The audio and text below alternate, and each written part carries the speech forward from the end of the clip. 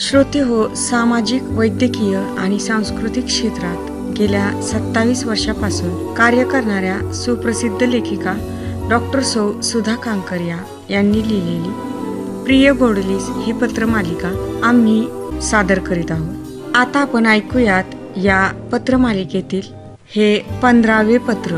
प्रिय गोडुली, अनेक उत्तम आशीर्वाद। अगं, परवा सुलभा आत्यांचा सोलापूरहून फोन होता। त्यांचा मुलगा रामची तब्येत बरी नाही, हवा पालट म्हणून इकडे घेऊन येते असं म्हणाल्या। आत्या आल्या, रामही आला, पण राम नेहमी गप्प गप्प असे। नेहमी आपुलकीने बोलणारा राम तो हाच का, असा मला प्रश्न पडला। आत्याबाईंना मी विचारले, त्या म्हणाल्या की हल्ली तो असाच उदास निराश असतो। काय झालं ते समजतच नाही। बऱ्याच डॉक्टरांचा सल्ला घेतला, औषधं झाली, पण काही फरक नाही।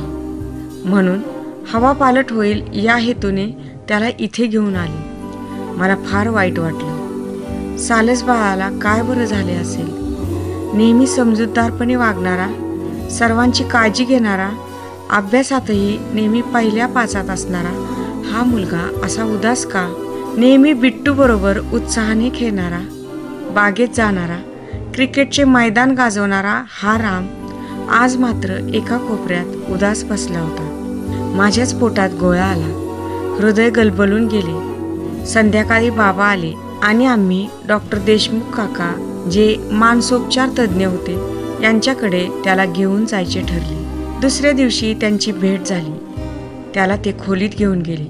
त्यांच्याशी, रामशी त्यांनी गप्पा मारल्या। झोपेचे इंजेक्शन देऊन ते बाहेर आले। आम्ही सर्वजण त्यांच्या भोवती जमा झालो। हसत हसत ते म्हणाले, आपला पेशंट बरा झाला आहे, 4-5 दिवसातच तो पूर्ववत होईल।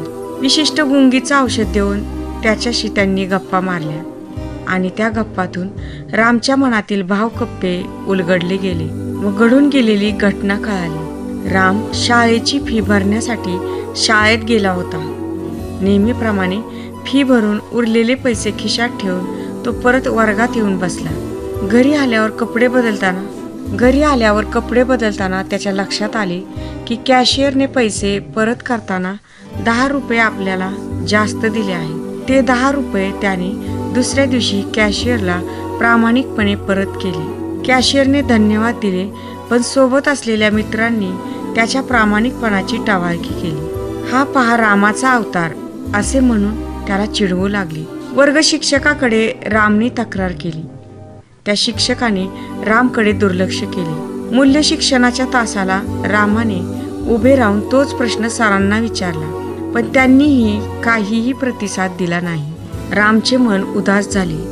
प्रत्यक्ष जीवनात मूल्याचे आचरण केले तर त्याचे काय फळ मिळते हे तो अनुभवत होता। एकीकडे मूल्य शिक्षणाच्या नावाखाली वह्याच्या वह्या भरायच्या आणि प्रत्यक्ष जीवनात मात्र त्याची अवहेलना करायची।